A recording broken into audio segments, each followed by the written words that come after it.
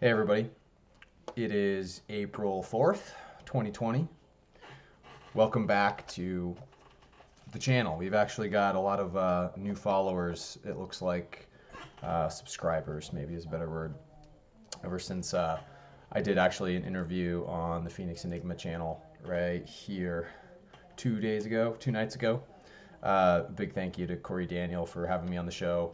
If you guys haven't checked out his channel, it's the Phoenix Enigma. We talked about Q, we talked about the Titanic, the possibility for a resurrection theme playing out around the 108th anniversary of the Titanic on April 14th, 15th time frame. I recommend you go check that out. It's kind of a lengthy discussion, but welcome to everybody who has found me via that interview, by the way. I guess because of that, we're going to give a crash course today of where we're at in regards to some of the V steganography. And if anybody came over from that interview, you'll know this channel's about looking into what I call V steganography, which actually uses the Greek lambda symbol, turns it upside down into V, which effectively, if you're looking into the metaphysical realm of things, using signs and symbols as glyphs for casting spells, it's the quickest way I can reduce it down. By reversing that energy polarity, you get a certain materialistic result rather than a divine result. What we're attempting to pick apart anyway, at least my goal on this channel, is to look at what I see in the occult rituals that are in plain sight in an attempt to assist in an analysis process for how the world's events are playing out in front of us. And of course, COVID-19 and the coronavirus are the main things that everybody's looking into right now. And for those that are looking for a crash course in learning about where we're going to be, coursing into from today, I do recommend, I created 2 playlists. One from last year, which is called the Earth Grid Control Network. And there are some goodies in here actually halfway down the list about Q, which are really pertinent if you're interested in a further take that I have on that analysis down there. From further than the Phoenix Enigma's interview with me, Corey Daniel was able to, we had limited time to talk about certain topics is all I'm saying, and there's plenty here. Further to the point, though, the V steganography stuff really comes into play in the Year Zero playlist, which I have linked here. All this stuff, as I always do, will be linked in the description line, so you can easily access it any point along the way in the video. But starting with this playlist in particular, you'll arrive at a conclusion where we're at right now in the current kind of understanding as to what COVID-19 is, and its suppositional standing as a bioweapon, in the capacity of understanding that I've come to realize. So I keep flashing back, of course, to Metal Gear Solid 5. We're going to go a little bit deeper into this game today. If people newer to the channel are unsure why, actually this starts back with a couple Hideo Kojima videos back with the video game Death Stranding that connect to the Earth Grid Parasite network. And then also earlier this year, just a couple weeks ago, in fact, to what we've talked about with what's deemed in the video game Metal Gear Solid 5 as the vocal cord parasites, which are a progenitor parasite to this bioweapon FOXDIE, which the Metal Gear Solid video game kind of persists as one of its main story beats all the way through. And if you're also catching my drift, going quickly along here, remember, anytime we're going to see V in plain sight in the occult, much like we see here, we tend to look into it on this channel just to see how it applies to the overall narrative in our world. So hopefully the subscribers, the new subscribers coming to the channel, or anybody coming to the channel, from here on in, sees that this will be an attempt at putting together some of the puzzle pieces that we've already arrived at in those playlists that I just mentioned there. That therefore, making it as easy as possible if you don't have the time to go through those to catch up to speed a little bit with where we're getting into here. I'm going to put some puzzle pieces on the table. They include the FOXDIE virus, like we're talking about, COVID-19, 5G, and frequency warfare seem to be also thrown into the mix a little bit. The moon, the eighth sphere, what's known as Armour. We're going to talk a little bit about Q today as well, with a remote viewing angle, and then really what's going on with what I call the quote-unquote current war, kind of a, again, going back to this playlist here, Tesla, Armour, and the current war, just like the movie The Current War, with, current being an anachronism for electricity. You'll see kind of from a wider angle, I think, how to piece these what's going on in the world together, so we can just get our grasp on it. My goal is only to supply these puzzle pieces as an analysis. I actually leave a lot of my suppositional framework up to this man here, Cliff High, who has a much closer attachment to those that are in the field researching what this bioweapon is. And I'll go into a little bit about, why it's important that we keep in this channel a close eye on the how we help get through this versus arguing too much about the what. But the reason I'm making this video today is because, and I had said this in the past actually, that I wasn't going to make it many more videos as to the what unless they were helpful to the how we help get through this. And that's why there was too much stuff that I continued to see with this V-steganography in mind. And this video is an attempt at showing you guys all these pieces as to potentially what's happening with this virus that we face and the bioweapon that it is. So with V-steganography as its basis, let me, for those coming to the channel, I talked a little bit about this on Corey's channel too, like we've already mentioned. The Greek lambda symbol has a lot of different meanings and origins. The reason why it's important is because it denotes a lot of things in the metaphysical realm. It measures wavelengths. It is the cosmological constant. It is all of these, has all these different mathematical, scientific, engineering, placeholder type of applications. And so because this is the case, it holds a specific piece of power in terms of the practice of steganography. Because much like the X-File, a lot of you out there, I'm sure, have seen the Dark Journalist channel, where Daniel goes into X-steganography and what that means to the UFO file. That makes a lot more sense to people because of, the movie The X-Files and such. But the steganography around the letter V is, in my opinion, just as important, if not if not a little bit even more egregiously thrown out there in terms of the agenda item, because it has a lot more to do with the actual underpinning technology and magic systems that underlie the X-steganography in terms of what I can see. And of course, steganography, as defined, is the technique of hiding secret data within an ordinary non-secret file or message in order to avoid detection. The secret data is then extracted at its destination.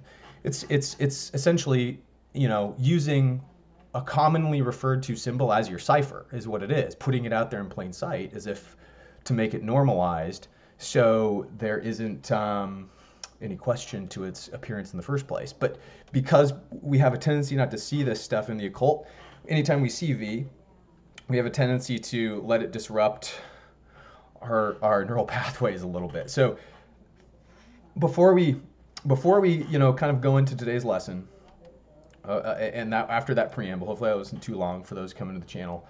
Metal Gear Solid 5 plays that important role because, again, there's this concept called the vocal cord parasites and FOXDIE. Vocal cord parasites are a virus that infects the respiratory tract, causes a certain result of a over-exaggerated immune response, like a cytokine storm, to kill the host, much like we see in the COVID-19 virus.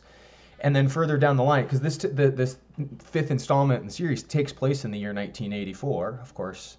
We all know how auspicious that year is relating to George Orwell's 1984 dystopian future meme. So this plays into this as well.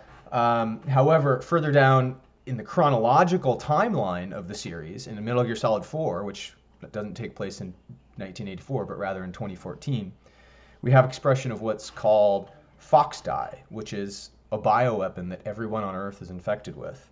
And in fact, everybody is infected with it unbeknownst to them because it's been administered through the course of vaccine programs and other methods. It's kind of a corollary to what we find in our realm of Earth, I guess you could say. And so this is kind of where we're going to end up today. But why it matters is, again, I'm going to link this document. My girlfriend and I made a document for getting through the coronavirus. And those new to the channel have probably not seen this before. I think Corey pulled it up if you watched the whole interview, but this is free to anybody who wants a download to it. If you go to kiyotsugi.com, you can get, and again, I'll link this in the description to where you can get all of the what's happening, how people's adjustment periods are affecting them, and ultimately the last page, which is the remedies and the solutions and how to get through this. And, you know, still, irrespective of any of the information about to be provided as potential analysis so we can get through this, chaga mushrooms and the hashtag chaga_gangsta movement are great places to start for people wanting to get into fortifying themselves against whatever this bioweapon ends up being for the first time. And vitamin C as well, because irrespective of the what, these in the how we get over it category have proven to be effective. So as we continue to learn more about this and know how to defend, this is still the top-notch way to do it, irrespective of what your opinions may or not be about what we go into today. So let me just have that be known. Second of all, I was mentioning Cliff High before. Cliff High has just in the last couple days, and I'm going to link 2 new videos that you guys need to. It's an assignment. Take it as that, please, to go watch over the last 2 days. One from April 3rd, one from April 2nd, where he's gotten a new understanding about how this virus is originating. It would seem that to paraphrase this video here from April 2nd, just so we can get a context for the FOXDIE situation as it pertains to Metal Gear Solid 5. Cliff High maintains, after talking to a Japanese scientist who's studying this thing, and after going laboriously back and forth with translators and such over hours, was able to determine that there is another process that is actually kickstarting the expression of the virus creation in the first place, this X factor that nobody's ever found. This X factor that's pre-existing and maybe dormant, we don't even know what it looks like type of a thing. It's an X factor, literally. They're realizing that's interacting with, as he's got a little crude drawing here, the Prevotella bacteria in the respiratory tract in the gut. And actually, the Prevotella is a parasite of sorts. Again, specifically, we're using language from Metal Gear Solid 5, if you recall, going into what they deem the vocal cord parasites. We're going to get into this stuff in a sec. I've got some videos pulled up, actually. We've gone over this text a couple of different times this channel, but we're going to go through some videos to educate ourselves a little bit further about how friggin' similar this narrative to this video game that I've just been pondering on for the last few months is becoming to the situation at hand. And again, I'm not arguing for anything here. I only offer analysis, as actually Cliff High maintains in this video that he did yesterday, that in this we have to look at our dynamic evidence-based gathering procedures to truly determine what's happening, because it's not useful to argue needlessly about things that aren't logically going to help anybody, right? And so that's what I don't want to get mired too much into today. I've already got a couple of videos that I still am not sure about some of that stuff, with how 5G plays into that, but we're going to look into it a little bit today, prod that with a stick just a little bit. But still hope to keep this dynamic, evidence-based suppositional framework, even if it is a suppositional framework about us, because in the end, this is all analysis is. Staying out of belief mind, getting too mired into belief. He even talks in this video about how Joseph Farrell, somebody I admire and respect his opinion on all things UFO file itself, in the context of COVID-19, I think I would agree with Cliff High even that Joseph Farrell's probably a little bit skewed over to the belief mind side of things right now. And as he puts it, thinking deeply, but not clearly. And so I don't know if I could go as far as to say Joseph Farrell's not thinking clearly myself. I think very highly of him, but Cliff makes some very good points actually in this video where we all actually need to examine our own actions in terms of our belief minds.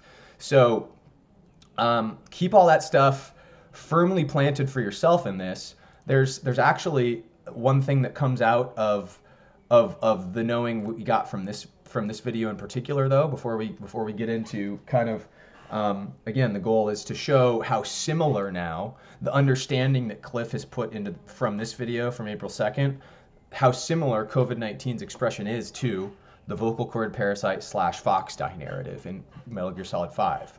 Lo and behold, one of the chief proponents of this V-steganography stuff. So Cliff is, let me close this out by saying he's talking about this X factor feeding off the Prevotella virus and it being catalyzed by something in order to work alongside this, not the Prevotella virus, this Prevotella parasite. Make sure I'm getting my correct language here. So the Prevotella parasite is interacting in some way with factor X, which then produces this SARS-CoV-19 virus. And again, watch his video to get a more exact representation of the minute processes that are happening. This is the end result, though. And it's not that we can't spread this thing by respiratory airborne infection. It's just not that that it originated, really, it would seem, anywhere where we're told that it has. And what is the CCP, the Chinese Communist Party, looking to cover up? I don't know. It would seem something's amiss, though, right?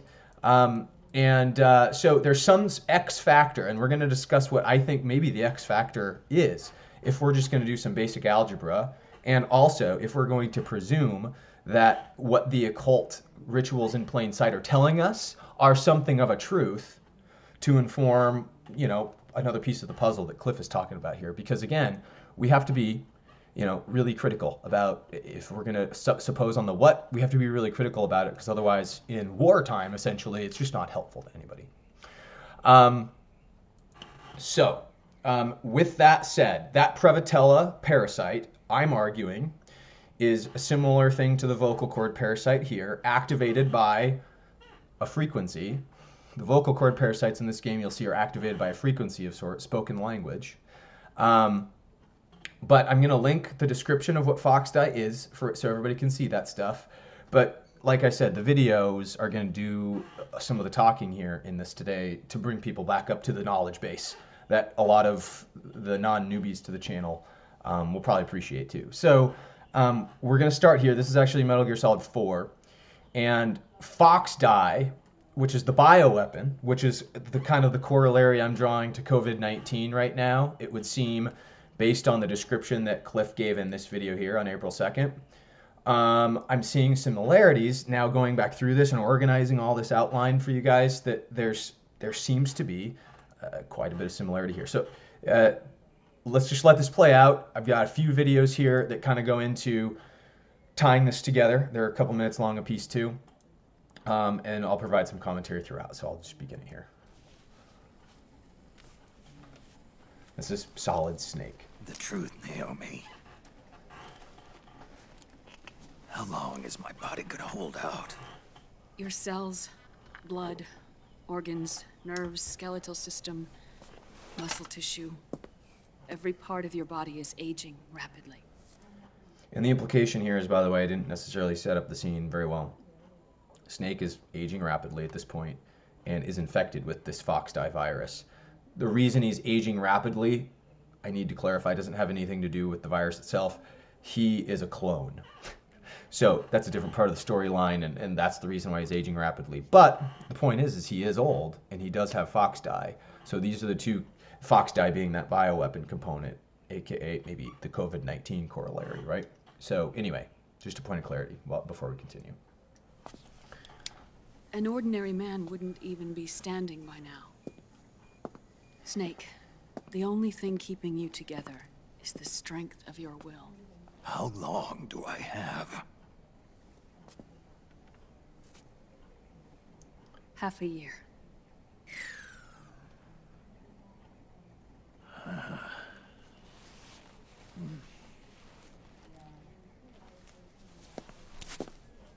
Don't.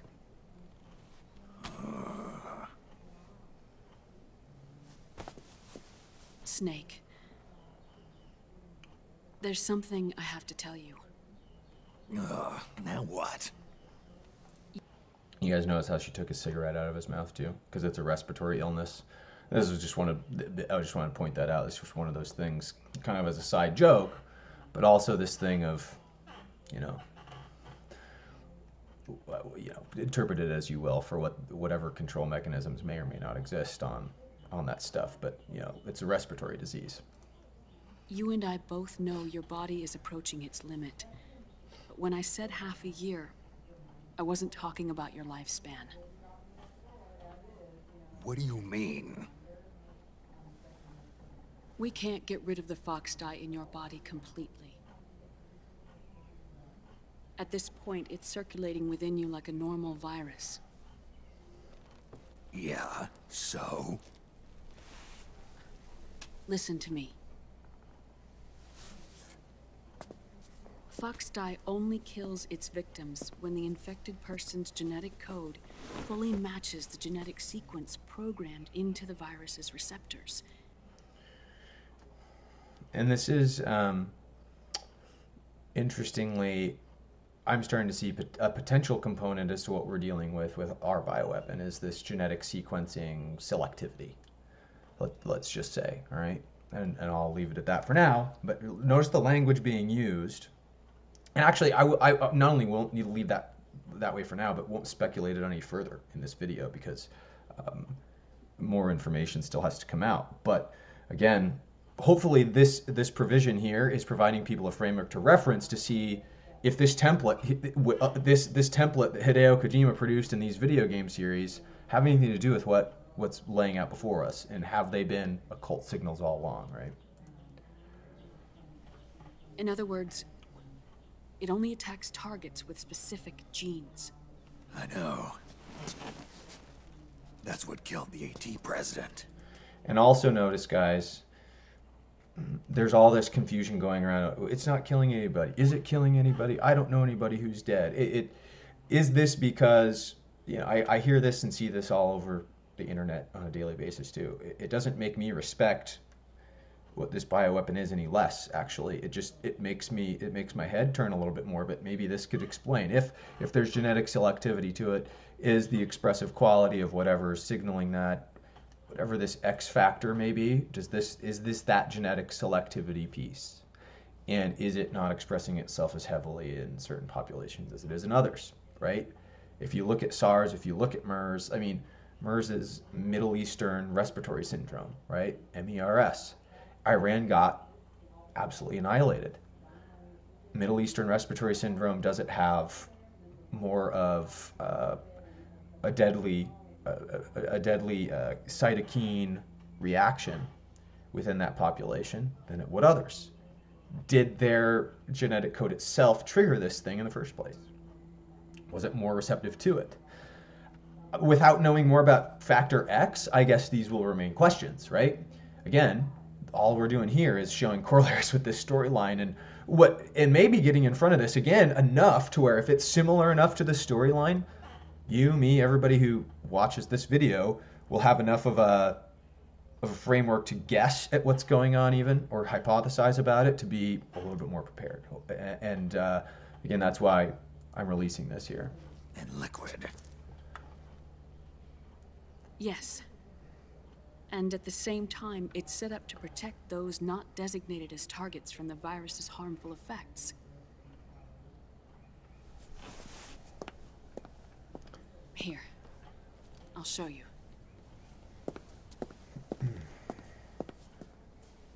The receptors on the FOXDIE inside your body are breaking down. The rapid aging process is changing the environment within your body. As a result, the virus is starting to mutate. And the way I interpret this rapid aging process, by the way, in the human population here in the United States, it's things like bad diet, no exercise, sedentary lifestyle. These are the things that are causing our bodies to rapidly age. And in fact, are making, the environment more suitable for these cytokine storms that the COVID-19 virus causes to occur, type of a deal, right? So you start to see those little subtle similarities too. But what she's about to show Snake is how the virus is mutating. The viruses on the left are FOXDIE in its original form. The ones on the right I took from your body. They're already mutated. And if you guys look at the envelope, it looks kind of like a coronavirus. It's circular. It's got all the hallmarks there, kind of that, right? The receptors, they're wearing down. Meaning? This mutated version of FOXDIE could activate even if the infected person's genetic pattern doesn't perfectly match the receptors. Now, important to say here, this line she said, even if the infected person's genetic pattern doesn't perfectly match the receptors, this bioweapon could activate within him just because it's breaking down. Now, these are old cells, this FOXDIE virus that have been in him since the 80s, and they were injected into him. Now, in the Metal Gear Solid world, you know, you're this operative, tactical, you know, spy, but what it's all about is, if you've watched some of my earliest videos and gone back now at this point, you see that there's some, going back to this photo, if you go back to the Kundalini spine and the energy, there's some hermetic symbolism all over Hideo Kojima's games with the snakes, the liquid snake and solid snake, the twin snakes of the hermetic staff. And so this all has to do with health, all of this. So anytime you inject something into snake, it's as if you're injecting it into the serpent. And as we've talked about in this channel, the serpent, serpent, penta, like 5, to be 5 in Latin is to be 5. The serpent means to be a man, to have 5 senses.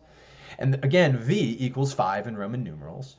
And so you're now starting to see why V is such an important steganographic figure in hiding some of this, you know, more field theory-esque ether quality metaphysics, you know. So anyway, long-winded style. Sorry, I'm pausing this, guys, to go over those concepts, but it's provision for good framework moving forward here.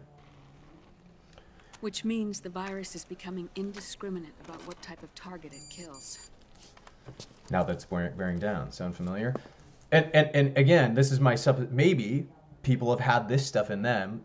If we're the corollary for the people, and he got his injection in the 80s, anybody who's been getting vaccines, V steganography, right, vaccine since the 80s, maybe their equivalent FOXDIE X factor is wearing down. Have we all had X factor in us because of chemtrails, breathing in, getting injected? And are they truly nanomachines? Because that's what FOXDIE is. It's a nanomachine bioweapon. You know, questions you want to ask? Ever since Shadow Moses, FOXDIE has been breeding continuously in the nanomachine colony inside your body and dispersing into the air. There's the spread mechanism. But there are no more targets to attack, so there haven't been any more outbreaks. Because it's infected everybody, effectively. However, if the receptors continue to wear down, it'll become a killer virus that attacks untold numbers of victims. What if we kill them all? Remove them from the body? There are no antibodies either. I don't know what percentage of the receptors have to break down, or how many people will be targeted when that happens. But what is certain is that people will begin to catch FOXDIE through airborne transmission. It'll start with those closest to you. Sound familiar, guys? All of a sudden, it wasn't a problem, wasn't a problem, wasn't a problem. X factor starts to break down. Maybe, right? Could it be that X factor starts to break down, Prevotella reacts with it poorly, and all of a sudden we have this expression, this mutation. Maybe that's what maybe it really is a mutation that's happening here. Then, one by one, they'll lose their lives. We get this situation. The part of the virus that distinguishes between individuals will start to break down in about... Half a year. No. 3 months at the most. 3 months? Ironic, isn't it? You've spent your entire life saving the world from Metal Gear, from nuclear annihilation. And now, you're becoming a doomsday device yourself. And it is interesting, 3 months is the time for expressions.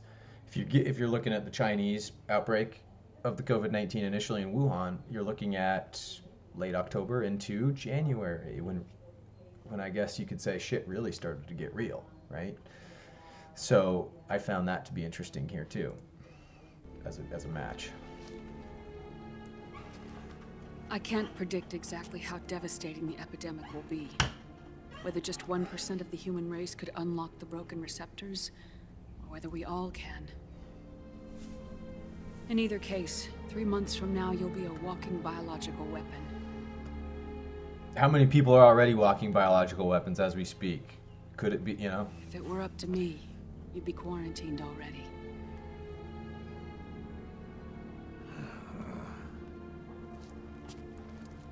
It's not over yet. I know.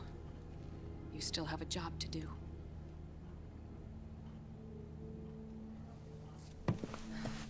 You have 3 months. Still enough time to think once all of this is done with. And if I choose death first, will that stop FOXDIE from spreading? When the host dies, the virus dies with it.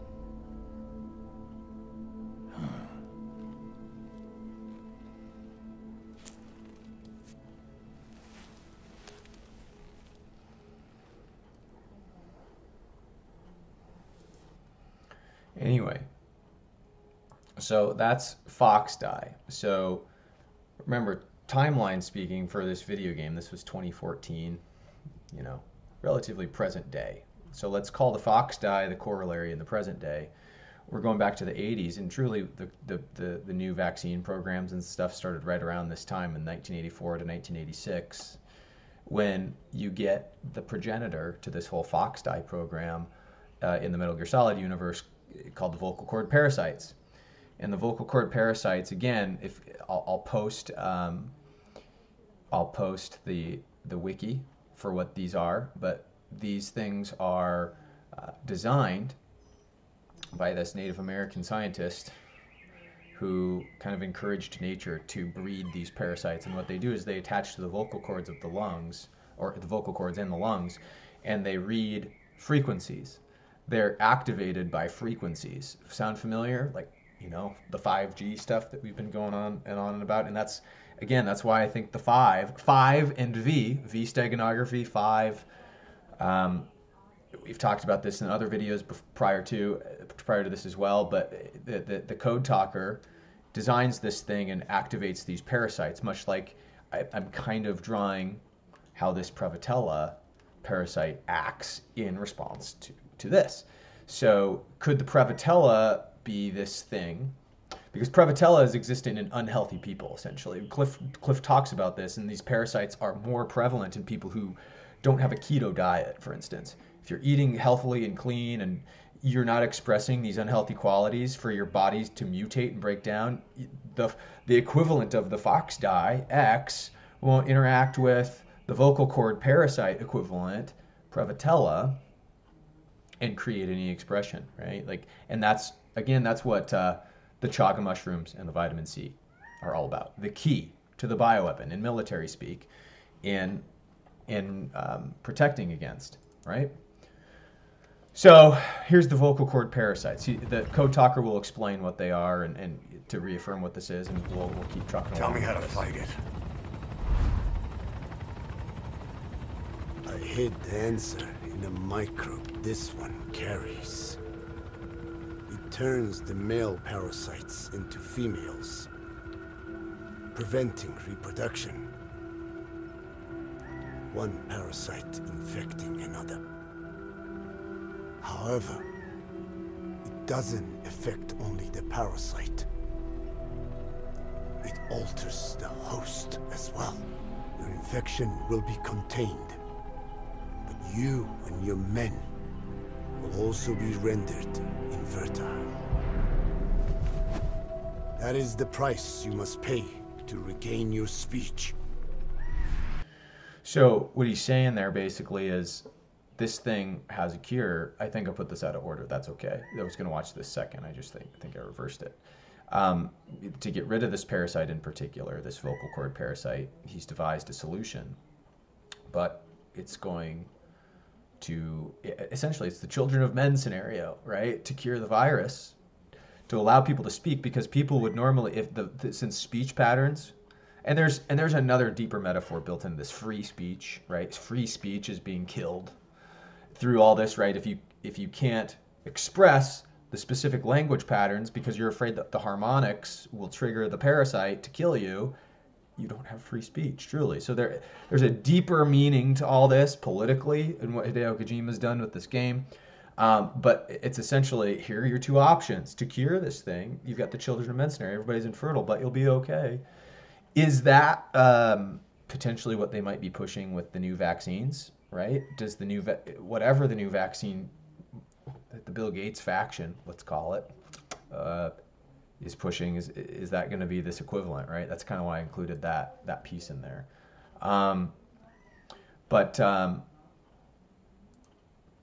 After they've already got the vocal cord parasites, this is going to be a clip from the Metal Gear Solid 5 video game that shows how the symptoms are expressing themselves in the lungs.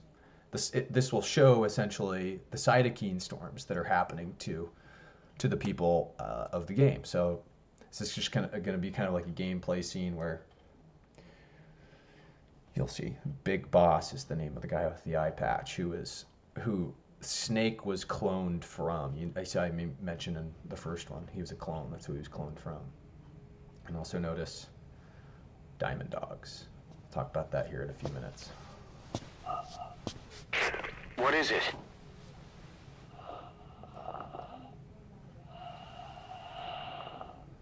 Something sweet. I can smell it even through the mask. The rescue team reported that too. Said it smelled like ripe fruit. We cannot allow the infection to spread. If anyone shows symptoms, you must put them out of their misery. That includes me. So he's going into the quarantine facility here.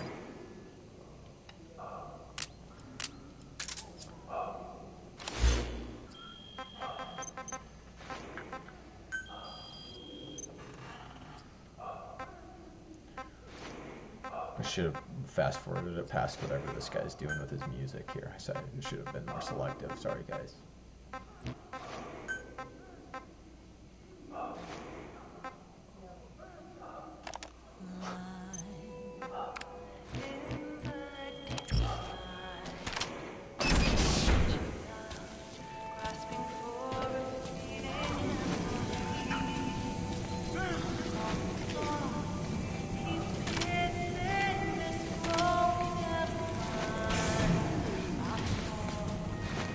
Guess the parasites killed him.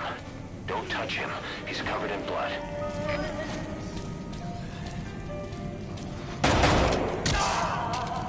Staff member has died. Stay back!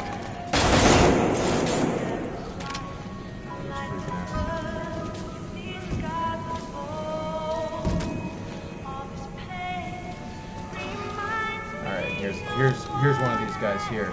If you guys see, he's kind of choking on himself and spitting up blood, and so again, he's got to put him in misery. But I guess the parasites killed him. Don't.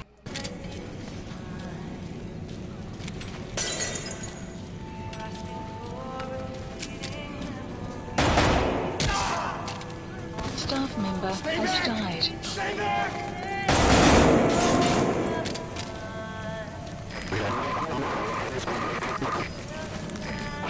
so, and then you see these names. This is the part I wanted to see, and then we'll move on from this. Hissing Phoenix is one of them, right? More than These are the this. call sign names We'll of try to these clean it up. troops. So,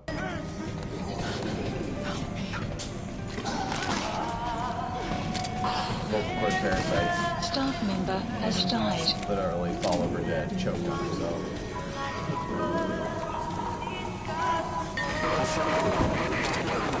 And this is really interesting. Another Check this out. transmission. Crying bat. You know, I always found this stuff interesting. I went back through this the other day myself, just because you can replay these scenes and stuff, and it's quite incredible how much of the storyline is forecasted with some of this stuff. And again, it makes me wonder what Hideo Kojima's always known. About the pathogen spreading through Mother Base, what's your opinion? Textbook symptoms of vocal cord parasite infestation.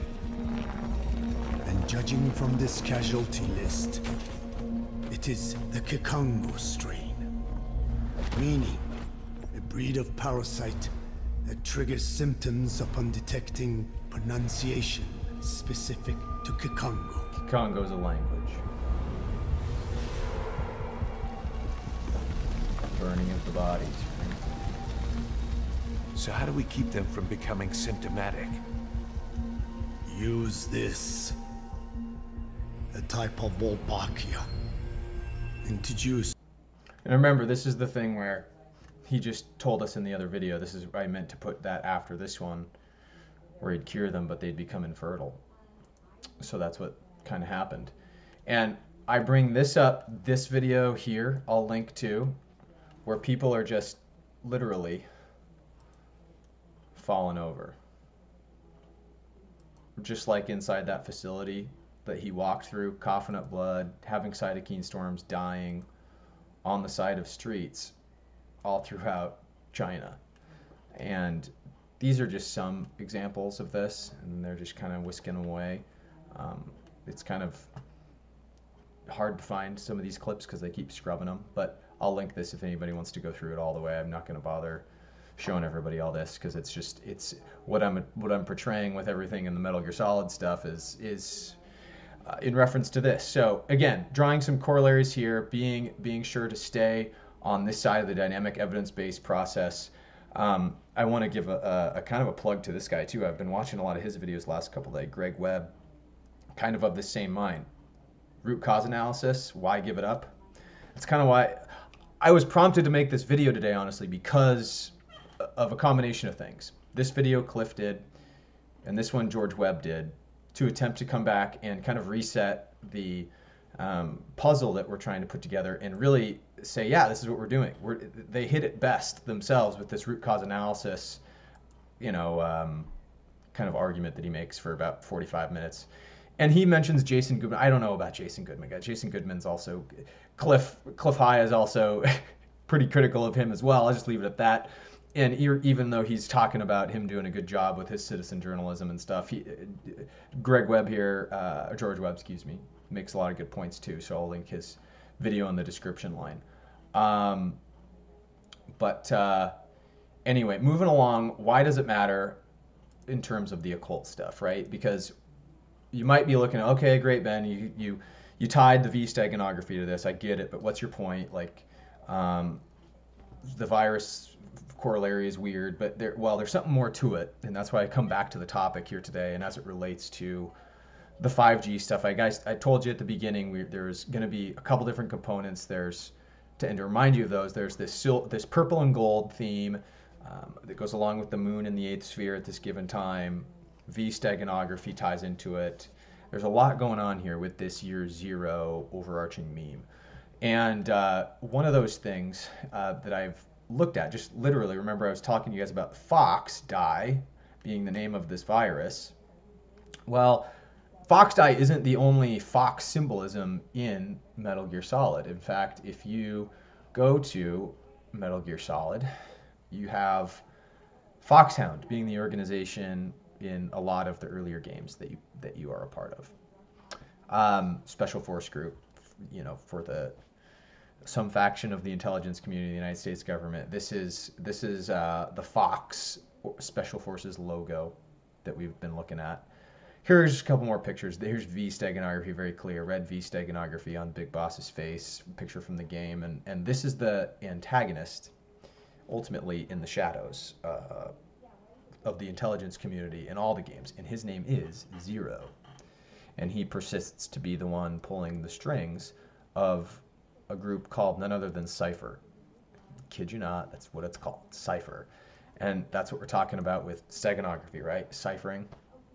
So you have this guy playing a part in Metal Gear Solid 5 2, Skullface. Talk to his relevance in a second, but the Fox stuff becomes something of a a piece of symbolism we haven't picked apart on this channel yet.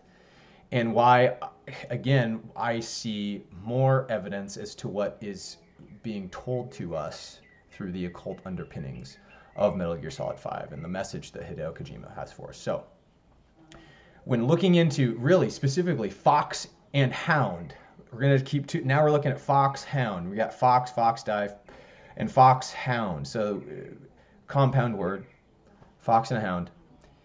And it reminded me, actually, of something. After I kind of looked into, because, of course, as I've discussed, Greek symbolism is kind of what we use. The Greek metaphysical realm is what what appears to be hijacked at any given point in time by the occult puppeteers. And so I went straight to Greek myth to kind of investigate this, and I wasn't disappointed when I found a myth that I had never heard of before.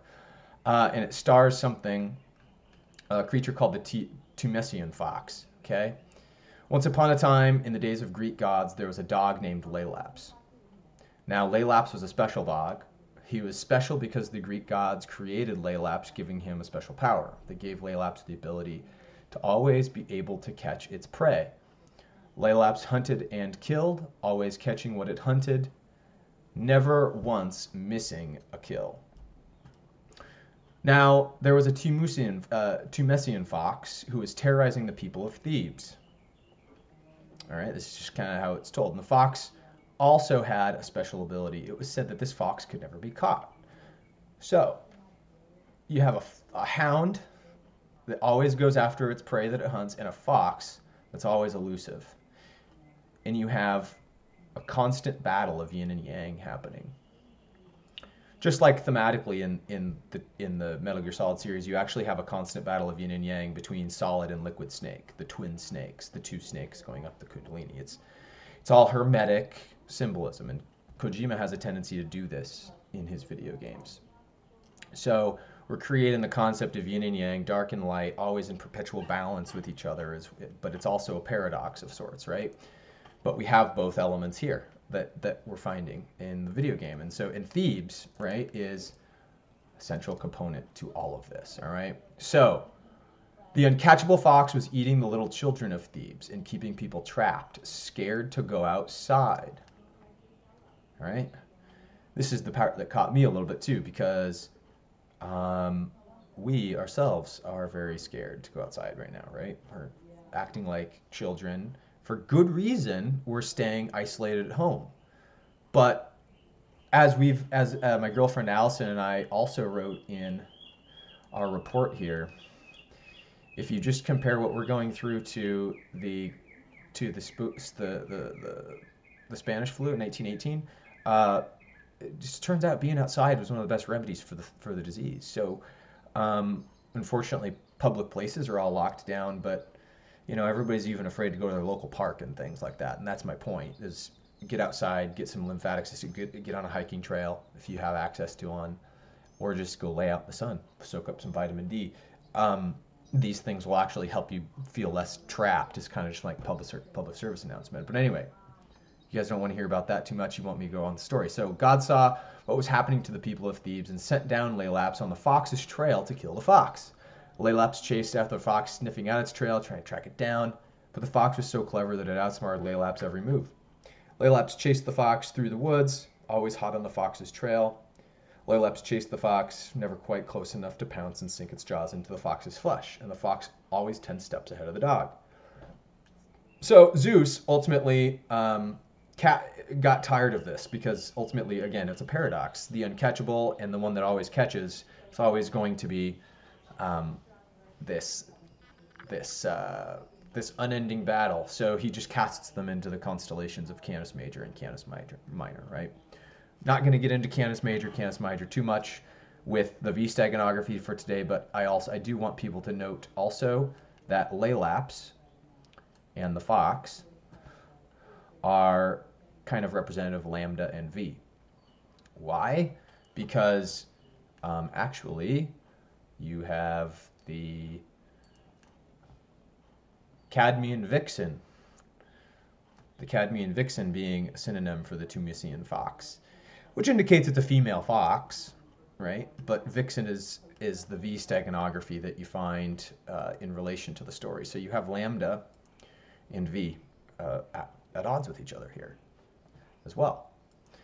Now, if that wasn't enough for you, I told you Thebes was going to be central to the story as well. Well, oh, by the way, this was the perfect representation of that yin-yang that I wanted to show people. That's why I pulled this up. That's just a perfect image to show foxhound, yin-yang, right? Constantly chasing each other. But why it becomes important to Thebes is because, I don't know if everybody read Oedipus Rex, the play, the Greek tragedy, that is, in high school. Sophocles was the one who wrote it. But I remembered that in Thebes, interestingly enough, not only does the Tumessian fox have its grips on Thebes and terrorizing people, Thebes in Oedipus Rex is stricken by an awful plague. Let me read some passages in the and this is a medical journal actually critiquing the plague itself, and that's why I like this particular write-up of it. Let me just read you some passages that I've highlighted. Early in the play, it is clarified that the disease is a cattle zoonosis of a high mortality rate, which is a blight upon the grazing flocks and herds, with the herds being the cattle. The lethality of this epidemic is particularly terrifying for the protagonist of the play, and the disease's severity is evidenced by the first sentences of the tragedy. Reek of incense everywhere. Wailing on the altar stair, wives and grandmas rend the air, long-drawn moans and piercing cries blent with prayers and litanies. So it's attacking old people in this play too, right? So this plague, whatever it is reaching itself to old people. The references to the decline of the land fields should be, this is where it's not quoting this is kind of where the critique picks back up. The references of the decline of the land and fields could be an example of poetic exaggeration or suggestion that the fruits or ears may participate in the transmission route of the plague.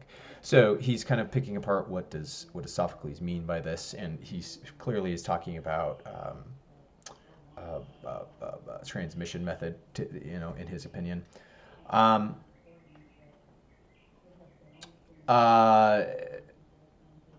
So earth her gracious fruits deny. I forgot to highlight this. Earth her gracious fruits denies, and women wail in barren woes, in barren throes. So barren throes, right? So this is the piece that's interesting to me because of the piece in the Metal Gear Solid universe here, where the cure itself sterilizes men, leaving, of course, if they're coupled with a woman, barren, because you can't have a child at that point.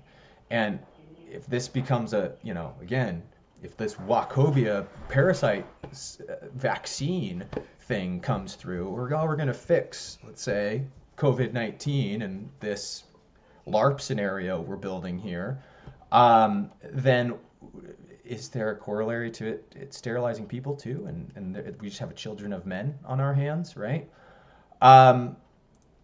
It continues here. It says, the knowledge of the existence of a highly contagious and fatal disease is phrased clearly in these rhymes, strongly suggesting that Thebans were aware of the oncoming, most possibly from the adjacent city of Athens, danger. So they were aware that the infection was spreading, and they attribute that Athens was potentially where it came from. I find it interesting, given my last video that I did, of course. If you go back to not the last video I did, but 2 videos ago, relating, I just forgot to put it on here, actually, relating to the Georgia Guidestones. CDC, Athens, Georgia, right? There's a lot of stuff with zombie outbreaks and The Walking Dead, all this stuff that originates in Atlanta or in Georgia. Athens is one of those major places in Georgia. Everything is done based on these Greek symbols in that area. So interesting for me that that's the thing, right? So where the suspect place that the virus came from. Plague. This hypothesis regarding the source of disease seems to be most reasonable in medical terms, contrary to philological approach, which declares that the epidemic derived from the gods. And again, guys, this is the part that really gets me. because to veterans of the channel, we also concern ourselves with this guy here, Armour, right? This video here, Tesla, Armour in the current war, and if you also go back to the last playlist from last year, Elohim, Anunnaki, ancient DNA manipulation, the Atlantis Rising stuff, that will bring you up to speed on kind of how we view this Armour guy in terms of the satanic agenda, in terms of an actual corporeal being, maybe that has our Earth grid under his control. It's the whole frequency controls the mind theory, but it lends me back to this story. The way that they were labeling the gods is very similar to how we might label someone like him. People, in my opinion, aren't, you know, evil at their heart. They're corrupted and made so. And irrespective of the way you might think of even guys like Bill Gates that seem to be, you know, propagating this agenda, it would seem that the corruption level, at the level of the unseen, Armour, that if you follow Rudolf Steiner's work, is, again, this is kind of a representation of what's called the eighth sphere, the control grid that the moon seemingly plays a part in maintaining this harmonic resonance. It doesn't just control the tide, guys. You know, again, crazy. If you might find me crazy if you're new to this channel, but there's plenty of material to catch up on this stuff, and actually plenty more to go that I haven't really given my thoughts on my own personal research in this regard. But because the coronavirus stuff has taken such a front seat to this, that's the piece that got me. Like, which means, is this bioweapon truly released from the gods this time around too? Is that one of the alien agenda wars that we're fighting here in this current war? Sure, there are factions behind the scenes in the intelligence community and all that stuff, but anyway, this is all real. It starts to piece itself together, right, guys? So we've got some interesting corollaries now building themselves with FOXDIE and Armour, and I just put Skullface and Armour next to each other because I just found it pertinent. All right, so moving on. Before we leave, I want to look at the fox Native American symbolism, because to me also the fox is represented by a lot of these traits are Jesuits, Jesuit casuistry in its finest, right? Listen, the fox is a special animal that different Native American tribes have given unique stories. What is consistent is its trickster reputation. This is Jesuit casuistry at its finest. Like I said, guys, this book, Rulers of Evil by Frederick Tupper Saucy, I'll probably go through a couple passages in that today just to reference. The fox is a clever and keen creature who is not above using his skills for mundane pranks. They usually appear this way to those who are prideful, who think their abilities place them above others. To those who have good intentions, the fox is a spirit of wisdom and clarity who helps people find their way through problems. So it's the conniving secret one, right? And there was this Elvis, I don't know how to say this name, kind of like Elvis, with, of course, a V front and center in the middle of the band's name, or the group's name. This was a song in 2017, was What Does the Fox Say? And it's a weird music video in and of itself, but I think this is, again, something of the silent killer, the silent, what do they keep saying in the media? The silent killer, the invisible killer, I think. The invisible killer is what they keep calling COVID-19. What does it say? What does it say? Can we see it? Can the fox be seen? What is it, is it silent? We don't know what the fox is. We don't know what sound they make. Vocal cords are what make sounds. There's actually a character in Metal Gear Solid 5, of course, called Quiet. This is her right here. She's infected with the parasite. Q is the first letter of her name. She stays quiet because she doesn't want the virus to infect her. But again, I'm tying this to foxes and Jesuits staying quiet in the shadows. Think about it, guys. Jesuits, V for Vendetta, as you'll learn in this channel,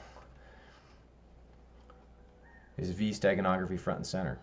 And so again, watch those Q videos I've already done, or the Phoenix Enigma channel, to really get my take on Q, so we don't spend too much time on it here today. But there's something else I guess I'll show with that later on, with this "he is greater than I" meme you see with on the back of, honestly, ignorant Christian cars. And I'll show you why this is something to be wary of, this very specific spell right here. What do we got? So Elvis, remember Elvis for later on in this presentation too, because it's gonna become apparent. Now, before anything,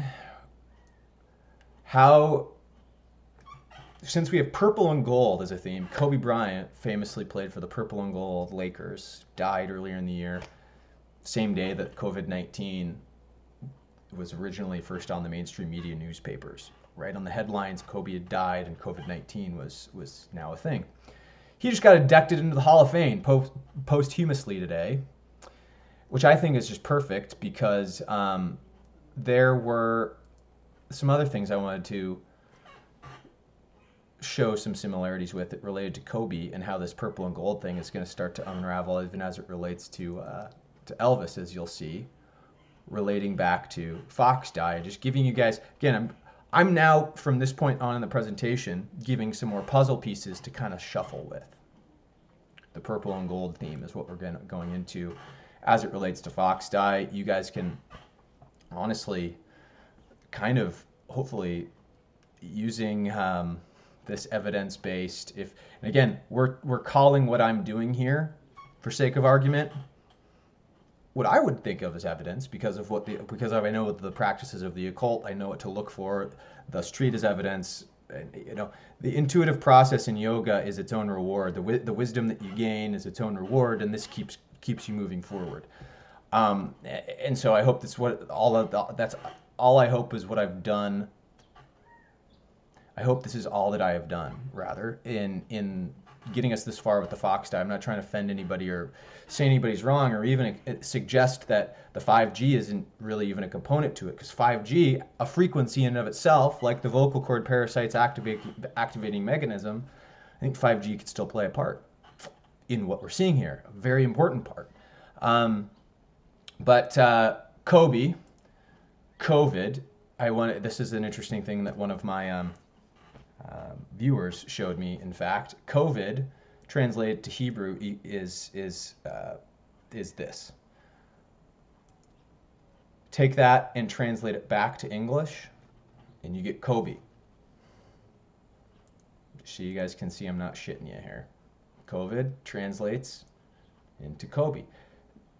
Kobe expressed on the newspaper the same day, right, as the COVID expressed into the public mimetic language and understanding. There are some videos I'm going to post that you guys can watch on your own, because we're not going to sit here and watch videos all day. You've got too much to get to yourself, I'm sure. But this one by Spiro Skouras is Bill Gates profiting from the outbreak. Here's one of the latest Francis Boyle interviews that he's done on an update as of a couple weeks ago, which is real important stuff. He was, of course, one of the proponents of calling anthrax a bioweapon back then, even. So this guy knows his stuff. He knows what his bioweapons when he sees them, and has some important stuff to say and continue to follow. Gigi Young here, I am going to have to speak to you guys for a second, because she did a video the other day about the coronavirus that's giving us some good perspective. I do reference Gigi Young stuff every once in a while, because she puts a good female, but yet critical perspective to the occult as well, and what's happening, and hopefully provides solutions enough so people can see through it as well. And so, anyway, you'll see why we're playing this here in a second, and it's has to do with a number that you guys are aware of. As soon as we would talk about it, and it was incredible. As soon as we would talk about what... And hard cut, right? This is still coronavirus related. As you can see, pandemic, pandemonium. Don't want you to think we're going off tangent, but the individuals... life purpose was, and we were saying it out loud, and we were celebrating it together through the session, through just talking about it and like, you know, communing with spirit about it. Usually within a few months, sometimes it was longer, there was this opportunity that would come forward and kind of shoot them into, sometimes the opportunity would be, didn't even seem related to their passion or to their vision, but it led them to it. And this is that really incredible thing about synchronicity and about really creating the future we want for ourselves and for humanity, is that once we really decide on something and we bring it to that place, that material place within us, usually our lower chakras, once it's materialized there into a clear concept and a clear idea, then the material world can work with us. And all she's doing, guys, is expressing this process here. Unfortunately, if you focus too much down here, of course, you become materialistic. So she's just going by which process to trust your own intuition and bring things in. I'm sorry I didn't set this up a little bit better. She's going to get into some of the things that are tying some of the V steganography for the newcomers into V for Vendetta, and actually why to look forward to what's coming in the space tech industry and why maybe not to trust Q. And that's really what I'm setting up here, just in case you didn't know the impetus. I should have done a better job at communicating that anyway. If we keep it up here in the upper chakras as an idea, it's not dense enough. We have to actually bring it down and formulate it into a clear idea and a clear path. And this is actually why the occult matters, of course, because putting these symbols out there, like in Metal Gear Solid 5 and in FOXDIE, it cements that idea. Enough people have played this game, enough people have watched movies that have similar plot lines maybe to what's transpiring before us. Kind of locks that expectation into play. It helps the person casting the spell manifest it, unless the goal is to make us aware of it, which I actually think Hideo Kojima has probably done. If I had to believe, he's more attempting to give us a playbook rather than cast the spell. I think he's trying to cast, well, not that this isn't a spell. The video game itself is a spell, but kind of a counter spell to the major one, right? Anyway. And then that begins harmonizing with the physical world. We have to actually bring that idea to the most physical idea possible. And then it begins manifesting. And that's what we all have to do at this time, is where we think we can contribute, where we think we can come together. What do we have to offer? What is the world that we want? No more. And that's the most important thing. Irrespective of the bioweapon, what's the world we want? We can fortify ourselves and move on. Getting caught up in this back and forth of what we don't want and what do we want. Visualize yourself doing that and bring it into that action phase. Okay? So let's move on to a little in plain sight ritual. And this is actually from a very strange picture. The ritual that we're going to look at is from a very strange picture that appeared on Tom Hanks' Instagram account. So now she's just going to show an example of Tom Hanks using the occult for his controllers, right? Very, very, very strange picture. And many of you have probably already seen this, but let's just go over this together. So in my In Plain Sight series, in the first season, episode 4, I give this criteria as how to analyze a ritual, whether it be a video or a picture or something that you see. I gave some criteria on how to determine whether or not something is a ritual. And so I'm going to use that criteria. If you want to go deeper into this, I will link that video below so that you can do it with me in that video. But it really, really does help to have this list of criteria, this process to analyze whether something is occult or not, okay? Okay, so Tom Hanks goes ahead and admits that he and his wife, Rita, are diagnosed with the coronavirus.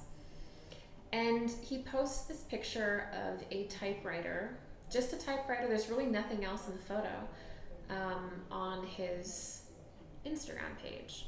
And immediately social media blows up, and they start getting pretty creeped out that this celebrity is posting something with corona on it in the middle of a coronavirus outbreak. And even for people who are not really familiar with the occult and ritual and how that works, even those people were like, what a coincidence. You know, it is more than a coincidence. And we're going to get into that now. Okay. So one of the first things that we want to look at when we're checking to see if something is an occult ritual is the time and the date. So when an occult ritual is being done, the time and the date is always considered. And of course, as you guys can see, that was what I was waiting for her to say, so we can kind of just cut down to it. You guys probably saw it already. 17 of March, right? This is military time.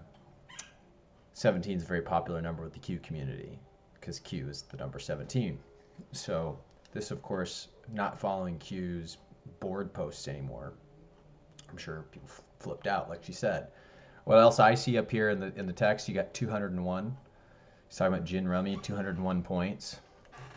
Event 201 was the war game scenario in Wuhan that Bill Gates advocated for all this. Vegemite is in here. I saw that was capitalized, right? That's a V word. V words are not common, guys, so they're kind of striking when you see them anyway. And I've started to think of 90% of them as purposeful, typically, especially when they're coming from guys like this, and when they're capitalized. And yeah, it's a proper noun, but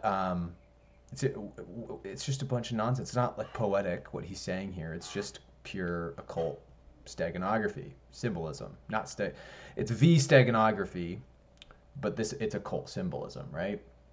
Now, there it is. The interesting thing I'm going to show you now here is another ritual. She just showed you an example. I alluded earlier that this is going to be an example of occult ritual. Do I have Hebrew alphabet? Yes. So, first and foremost, we have 17, right? For those not new to the channel, 17 kind of looks like almost exactly the Hebrew letter He, which is the 5th letter in the Hebrew alphabet. There's that 5 again, right? So immediately, because of the ciphering being the way it is, we're talking about ciphers and steganography, since the 5th letter in the alphabet is He, which looks just like number 17, 5 can be an insert for Q, because Q is the 17th letter in the English alphabet, or V could be an insert for Q, because V represents the number 5 in Roman numerals. V just so happens to be in English language, and it also just so happens to be the exact opposite shape of the lambda, the thing that is attempting to occlude and hide the things in plain sight that they don't want you to see about the divine. They, right?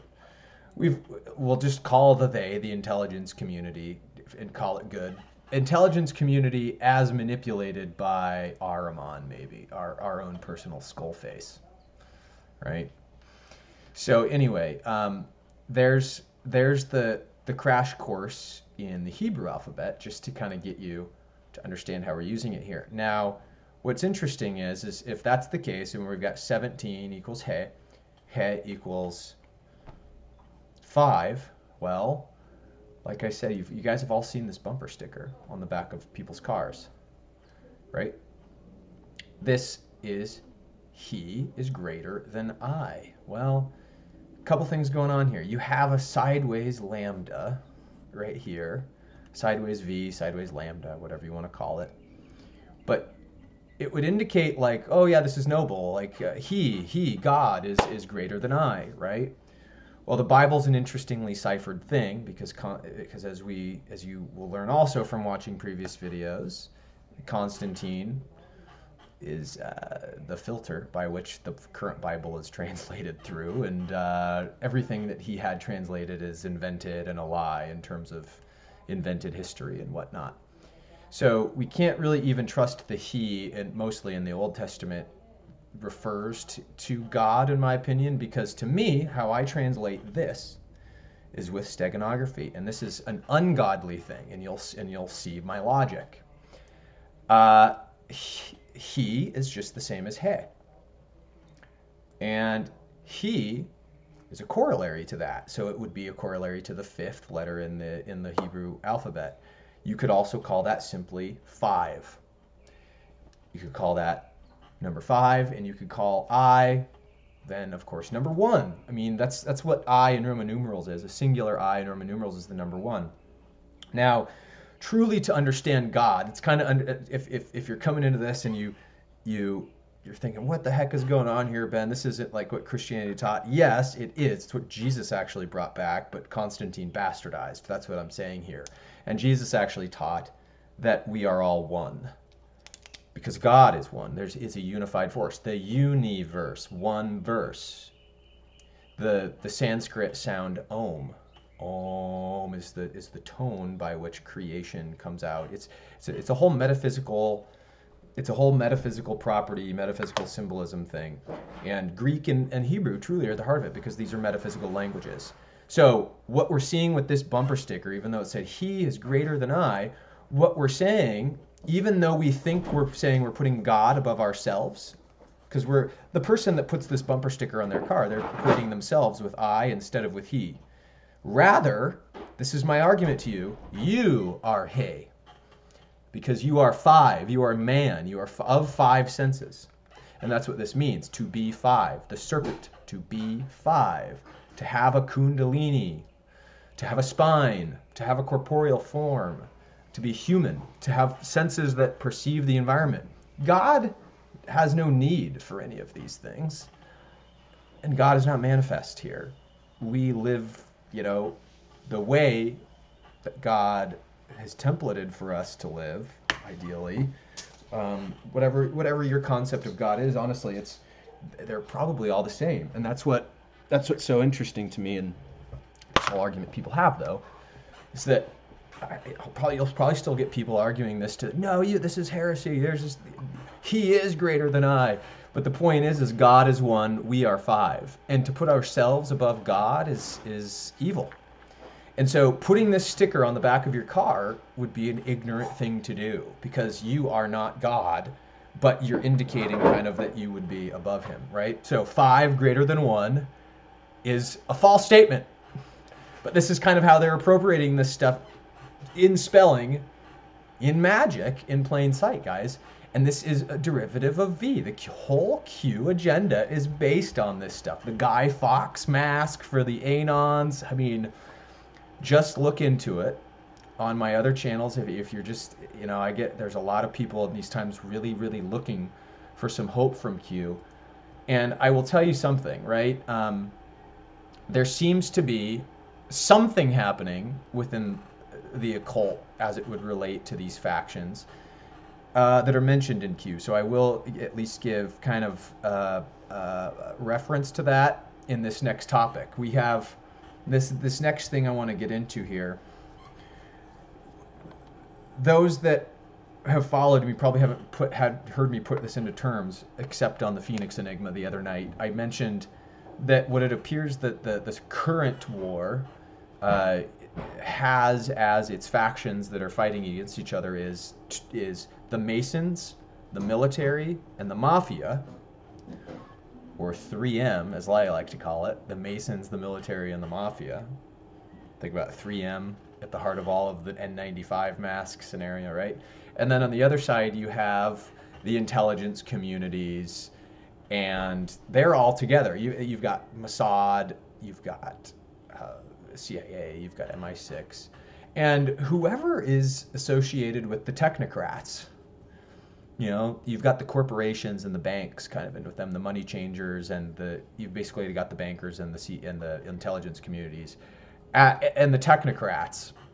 So you've got, and these guys I would suppose are controlled by Armour, and there's this whole concept, guys, that I encourage you to go back earlier in my channel and look at the 5G network, the Earth grid network, the buckyball structure. This is earlier on in my stuff last year. If you just start from the beginning, and you'll learn quite a bit about that in a short period of time, and that'll make a little bit more sense to you. But I persist to go back to where we were at here, right? Under Armour, also with 3M, is also in the news. Where's the story here? Where was the story?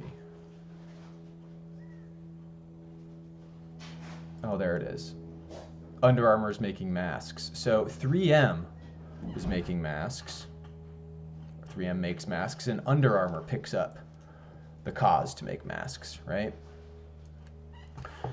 So we've got this common thread that I'm finding, and I haven't ever had reason to bring up the Under Armour logo in our investigations, but you guys very clearly see that this is a mix of a lambda and a V. You've got a V on top and a lambda on the bottom, and a vesica Pisces in the middle, because it's a rounded. It's, you know. So it's more crude, but the symbolism is there, and more importantly, the central component of the Under Armour logo seems to be the vesica Pisces football shape in the middle. Okay, why? Okay, well, you're saying, Ben, again, what are you doing here? Well, I'm tying 3M, the Masons, the Mafia, and the military, the faction that's fighting the bankers, the intelligence community, and the technocrats as, you know, control. And we also on my channel call the 3M faction the Jedi, and this other technocrat faction, the Sith. And we've equated Amazon.com and Bill Gates and Jeff Bezos and Microsoft. We've done all this. And we actually put Apple on the side of 3M. If you look back at, and again, I'm going to reference these videos back here, all the Road to Ruta and Wishes and Rainbows, Wizard of Oz stuff that we were actually really plugging away on before this coronavirus stuff hit. So why is this important? Well, the Masons consist of the Templars, which, if you go back to this book, this is the Pirates and the Lost Templar Fleet. And let me just read you a passage about this before we move on to this, this next point I'm going to make. Okay, it's chapter 9, page 242. This is a book by David Hatcher Childress, and he's amassed a lot of different research from other authors, and he's actually quoting another book called The Temple and the Lodge in this by Bryant and Lee, say that by the Middle Ages, the architect and builder of Solomon's Temple had already become significant to the guild's operative stonemasons. And we're talking about the Templars, just the guild, okay? And they are Masons, as you can tell. That's where all this Rosicrucianism and all that stuff comes through. So in 1410, a manuscript connected with one such guild mentions the king's son of Tyre and associates him with an ancient science said to have survived the flood, Noah's flood, and been transmitted by Pythagoras and Hermes. Guys, remember we're talking about Hermetic sciences here. Hermes is also Mercury. We've talked about this before quite considerably on the channel, right? So Pythagoras, the Greek metaphysics expert, right? Master, let's call him.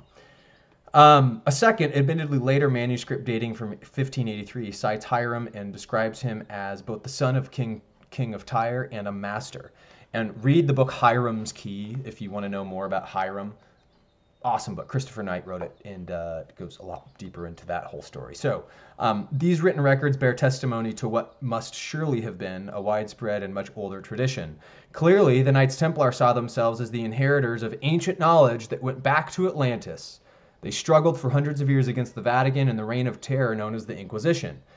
To the Templars, the true church, one that taught mysticism, reincarnation, and good works, was being suppressed by a dark power that called itself the one true faith. And this is the Vatican, the Jesuits, the V faction, guys. The V faction, I explained on the Phoenix Enigma, just like I had in my previous Q videos, that the gunpowder plot was all a ruse to get the Jesuits in, because people let their guard down, right? And that's the way they always do it. And the Templars weren't that way. Yet they've been kind of bastardized over time. I don't claim to know a ton about what their true intentions are these days, but since they're on the side that's fighting the intelligence community, you know, the enemy of my enemy is my friend type of thing is the way I'm looking at it right now, actually. Henry Sinclair of Orkney had risked all to make the voyages across North Atlantic.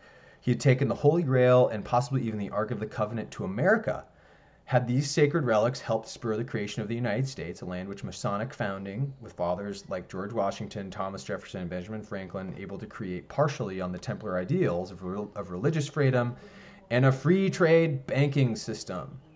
So this is, again, a theme that we've got going on today with this very battle for the current war and Nikola Tesla's technology being at the heart of it, just like all of the year zero stuff has indicated. So, anyway, why does this matter? Well, remember, Under Armour, sports, and then, oh my gosh, we have something that's just occurred also in sports. Not only, Kobe Bryant isn't in the big story of the day. We also have Tom Brady, the Patriot Act quarterback, moving from the Patriots to the Buccaneers, switching sides. Or are the true Patriots now becoming outcast pirates, just like the Templars were? Right? The military and the intelligence community play nicely together. They're all patriots until war breaks out, until the Civil War starts, and then a patriot turns into a pirate. The true patriots are the Templars, and they had to become pirates in exile after they lost the war with the Vatican. The Vatican's, just like with Jerusalem, is part of this Armour faction. It's the ancient war, guys. It's the ancient war between Scandinavians and Israelites, and the whole thing that manifested in World War II. Even, I digress. There's a mystic battle going on here, and not only that, but oh my goodness, there's an X marks the spot right between these swords, right where the Vesica Pisces is, same as the Under Armour, and we have V steganography here as well. We have X and V steganography, in fact, which we both have up here too with the Under Armour logo. Here's the Jolly Roger, kind of just to compare, and I brought the history of the Jolly Roger up so we can give everybody kind of a crash course into what it was all about, and also Pope Clement V had the Templars arrested on grounds of heresy in regards to the, So anyway, the Templar in the story refers to talking about basically this story of this dead woman who, the part that pertains to us. I guess I won't read the parable because I'm realizing as I'm just thinking it through it's not relevant, but I'm going to start right here. The order came rich, the Templar order, became rich, housing the wealth of crusaders and receiving copious gifts from their supporters. The order created the first banking system with checks and credit-like transactions. It wasn't actually, the bankers we know today. These Templars were the inventors of all this stuff. It also built on and maintained a fleet of ships, transported goods and pilgrims to and from the Holy Land. They act as protective mechanisms to get people back and forth because of, the pre-Inquisition activities, and became expert in commerce, and their tax-paying status only helped build their prosperity. Then, Pope Clement V had Templars arrested on grounds of heresy. Before their order was abolished by the Catholic Church, they became experienced mariners. The Knights Templar used their fleet of ships to move cargo about their areas of influence. Maritime operations during that time was subject to little regulation and open to a variety of hostiles in open seas. And talks about the Phoenician pirates even in year 2000. Remember we had even in the Metal Gear Solid video, the Hissing Phoenix. Anyway, why is this important? Well, the Templars went to Atlantis. They went to the Caribbean, the Pirates of the Caribbean. That's where we've talked about also through the Edgar Cayce readings that Atlantis is rising from the ocean.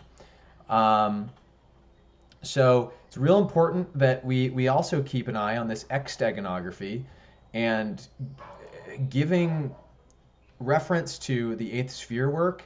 Definitely, guys, I mentioned it already, but you got to follow Dark Journalists. You got to follow Daniel's work here as it relates to the moon, Ahriman, and everything with the X file, right? And there's cross overlap here.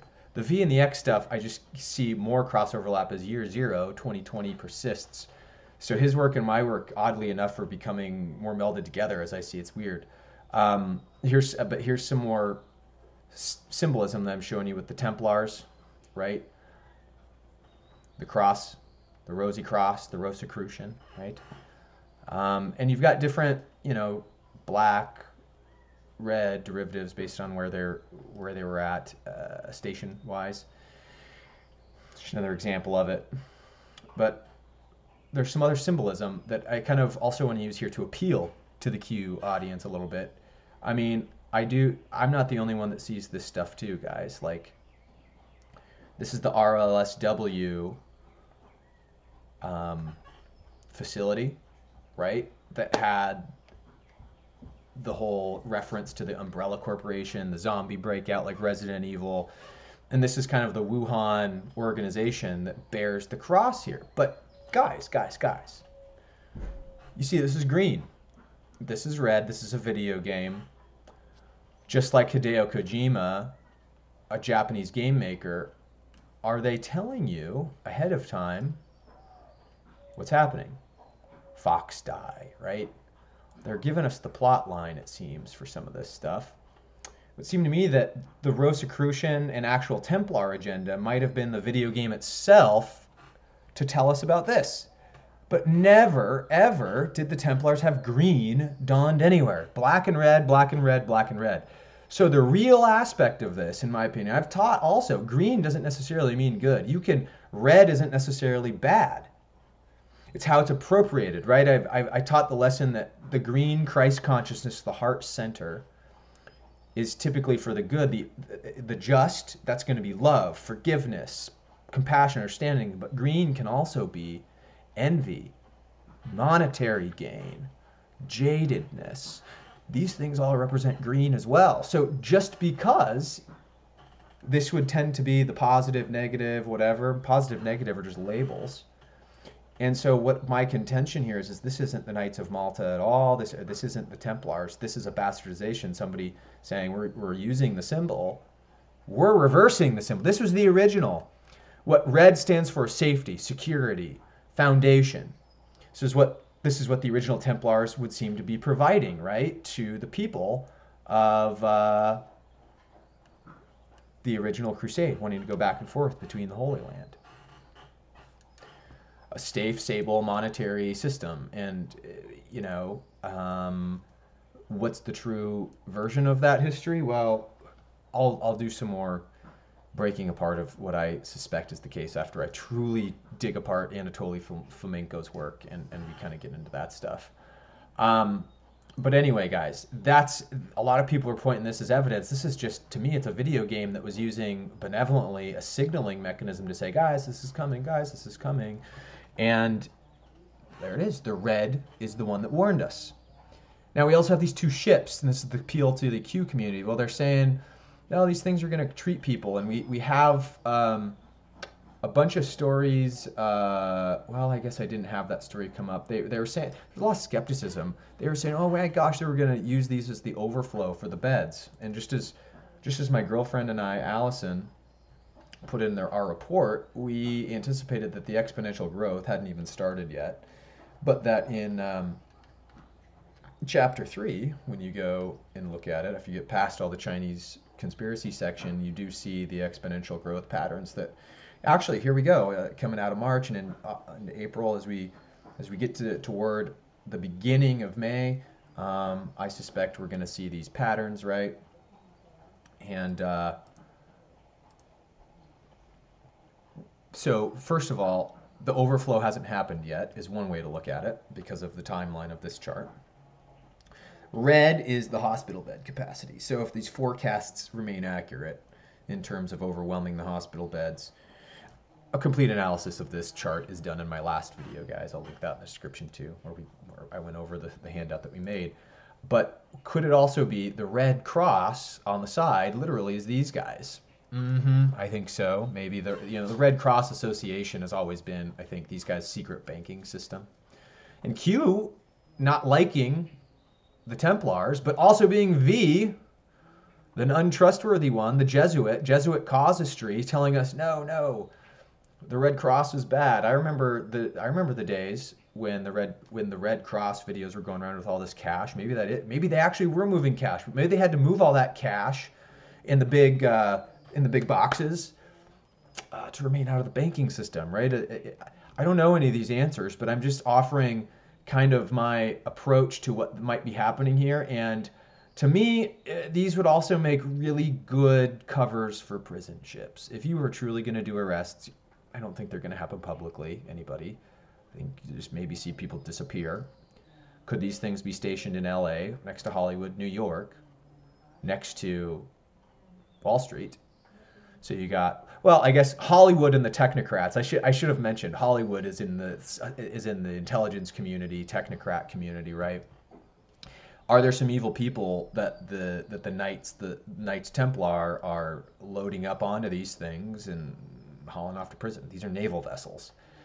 Are these hospital ships? Well, the Knights Hospitaller, they could be hospital ships, but are they medical ships? I don't know the answer. We would presume to think so, but this is one way I may be able to interpret the symbolism here. I put 3M, the logo, because again, I think I'm correct in supposing the military, the mafia, and the Masons are all in the same faction. And of course, you see the V. The M is two V's, or V, propped up by the two pillars of mercy and severity, like in Freemasonry symbolism.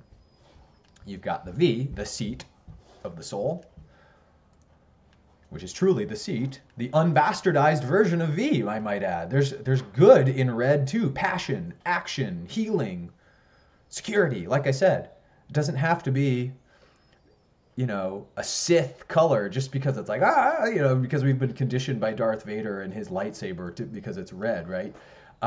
Red is also the color of these guys. So anyway, just that's one interpretation that I've got for you on kind of what's happening there. The thing about Elvis, as we'll come back around to here, right? We've come back to one more concept to tie some of this stuff into the moon, guys, before we close out this particular video. And hopefully it's just helping you see the FOXDIE occult perspective a little bit more clearly to factor into our dynamic evidence-based process here for figuring out what's going on. Okay, so one thing about what's interesting about, again, the Jesuits that are the Fox, there's a V, an Elvis. Not really, I haven't picked this apart enough, the name itself, other than to see it there. But it reminds me also about how Richard Nixon talked to Jackie Gleason about the aliens. But then, more famously, got a little article for you there printed out here, where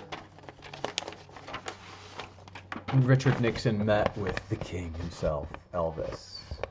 So this pops into what's being hidden from us with the coronavirus stuff, guys, because I truly think this is absolutely a bioweapon. Was it unleashed by the alien agenda? Does this guy have something friggin' to do with it? Armour? Come on, I think he might. That's partially what we're not looking at here, is we're not looking at the alien contingent enough to know that, we should just trust to protect ourselves against the bioweapon using chaga gangsta, chaga mushrooms, and vitamin C until we truly know what's going on. Like, this is the damage control mechanism while we're still figuring this out, still sifting through our thoughts, still analyzing this, because to know what's happening is important to how we respond in inoculating. But Elvis, as it turns out, plays more into our goal, our purple and gold. I told you guys we were looking at purple and gold. Kobe, this is an important day for the Lakers because it was on the front page of his death was on the front page of the newspapers the same day as the coronavirus came out.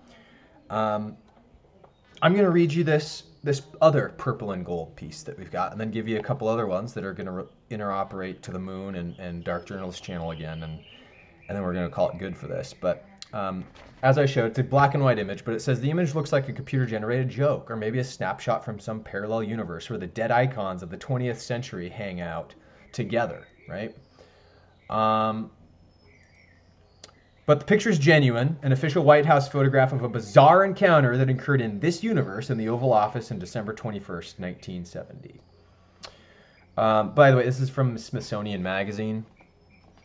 Not a magazine publication I trust terribly much, but there's enough levity in this article to read between the lines to what's happening here that I want to pick it apart. So essentially, what happens is, I'm not going to read this whole thing. I'll link the article in the description so you guys can get into it. Elvis comes to the White House under the auspice that he wants, as he puts it, a narcotics badge, so he can get the ultimate power, right? Because somehow in getting this badge, he has the ability to have a free pass to see certain things, right? And what I'd always argued about this encounter was that Elvis, much like this instance where Nixon got in trouble for showing Gleason whatever he did with the UFOs, I thought that this was just a cover for the UFO file itself being shown to Elvis under the auspice of getting a narcotics, badge under this whole I'm going to go to the White House, and he was wearing purple and gold. This is the point I'm making here as well. His whole get up here was a purple velvet suit with a big, huge gold buckle. Okay, so you've got the purple and gold prevailing there. Now, why else is purple and gold interesting? Okay, well, we also have dark journalists talking about this in this particular episode, the Mason-Dixon line, where Nixon would always consult with Jean Dixon, the psychic. Look at the colors of the book, guys. Her seminal work speaks of Jesus and prophecies, right? So I'm going to read one passage out of this too, The Call to Glory. She would always visit Richard Nixon. Her name is Dixon, and she is in the Mason-Dixon line lineage. The Masons, the military, the mafia, Mason-Dixon line. We've looked, guys, at Thomas Pynchon's books before. I'm just going to pull this up because here we have V. We have Gravity's Rainbow, which is just like, if we're going back to these videos here, that's where the Rainbow Road to Ruta stuff becomes important. Have Against the Day, and we have the Mason-Dixon story. Where is it? It's called, Mason and Dixon. You have this author tying, and he's contemporary, he's still alive, tying all these concepts together in the crying of Lot 49. The 49ers lost in the Super Bowl in year 0, right? You just go back and look at all the stuff I've got with 49 and what we were looking back there earlier in the year.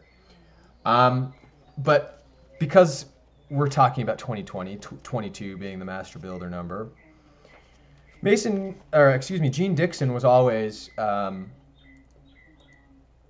in the office of Nixon, right, consulting with him and giving him readings and such, and she was kind of in a similar manner to Edgar Casey. So on page 180, she's got in this book, not speaking to Nixon or anything, this is her book, but we're tying the relevance together just so you guys can see from the Thomas Pynchon, whatever he's telling with his stories, the through lines here.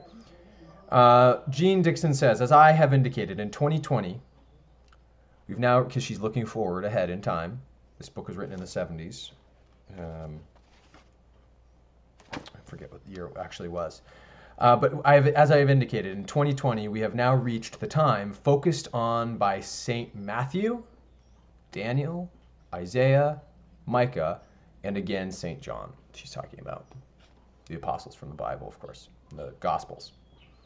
The Gospel of St. Matthew continues, quote, those in Judea must flee to the mountains. If a man is on the roof terrace, he must not come down to get anything out of his house. If a man is on the field, he must not turn back to pick up his cloak. It will be hard on pregnant or nursing mothers in those days. Keep praying that you will not have to flee in winter or on a Sabbath, for those days will be more filled with anguish than any from the beginning of the world until now or in all ages to come.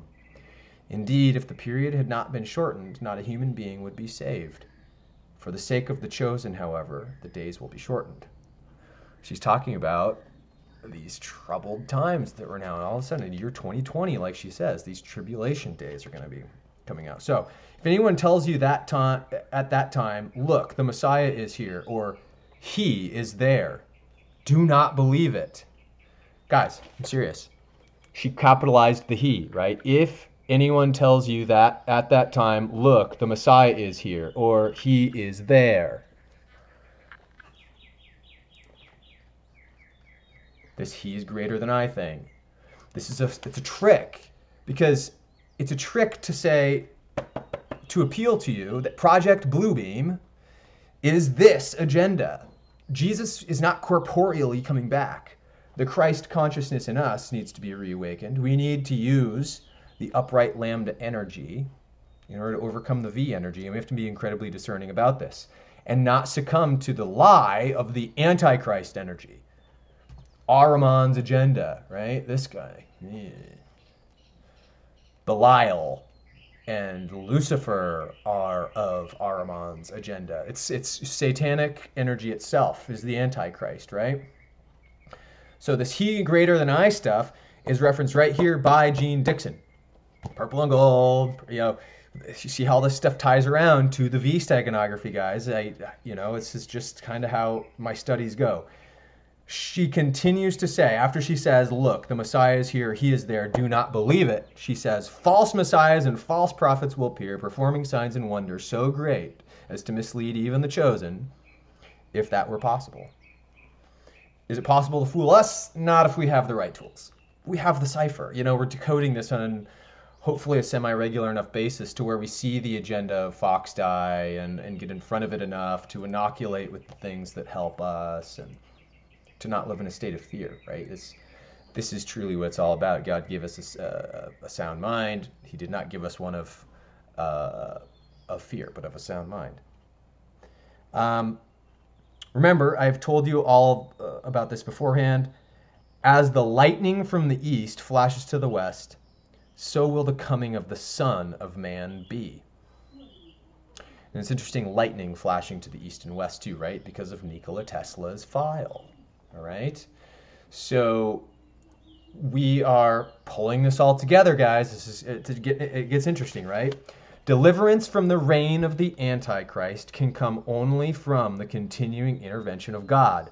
His power is so great that it forced all men, small and great, rich and poor, slave and free, to accept a stamped image on the right hand or their forehead. And this is the mark of the beast type stuff that she's starting to get into, right? This is the Revelation verse.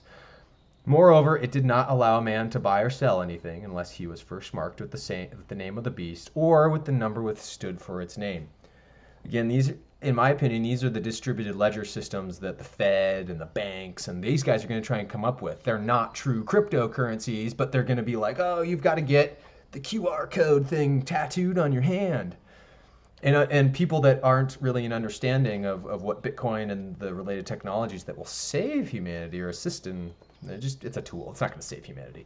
Bitcoin is a tool to use along the way in defense against whatever this vaccination crap is all about. That, in my opinion, I don't think they're going to get a chance to really play out, because it seems so messy now that the bioweapon is known and that we know the antidote and the keys that, I don't know, I just don't see if we can rally enough people to get this knowledge in their hand against Antichrist, for Christ against Antichrist.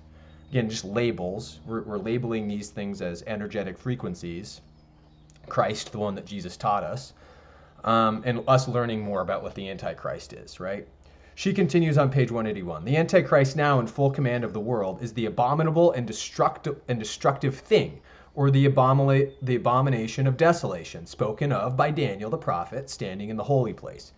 Like Daniel, Gene says, I see the vision become indistinct after that, as the dreaded number 19 changes to 17. So the dreaded 19 becomes 17, and this becomes the warning. So she's prophesizing and giving us all of these indicated answers. She says, and this indicates the beginning of the new 17-year cycle. The true cycle is 18 years, because in Vedic astrology, where Rahu is in Gemini and Ketu is in Sagittarius right now, this is that transition zone where 9/11 happened, and the occultists that cast the spells know this. And so the true cycle would be an 18-year cycle. Their hijacked one seems to be 17 years. Anybody ever heard of the QR code? R, the 18th letter in the alphabet, Q, the 17th. Again, my supposition is that Q started off benevolent, got co-opted, linguistics changed, had something to do with the Kennedy faction, which became R, and the Kennedy faction is, you know, the true 18 versus the 17. You know, it's interesting stuff, guys. So she says the approximate year is 2020. And in the years immediately following, the Antichrist disappears. The years 2020 to 2037 approximately hail the second coming of Christ. His people, the surviving Jews, are spreading the gospel throughout the world. Their persecution has ended, and with the passing of the worst religious persecution ever known, they become key to a new Judeo-Christian faith for the new era. I see this as an era of light, glory, and unprecedented human happiness and goodwill beyond the year 2037, all under the auspices of the renewed spirit of Jesus in the world. And guys, for whatever you might think, don't know what to say about dynamic evidence here. This is prophecy type of a thing.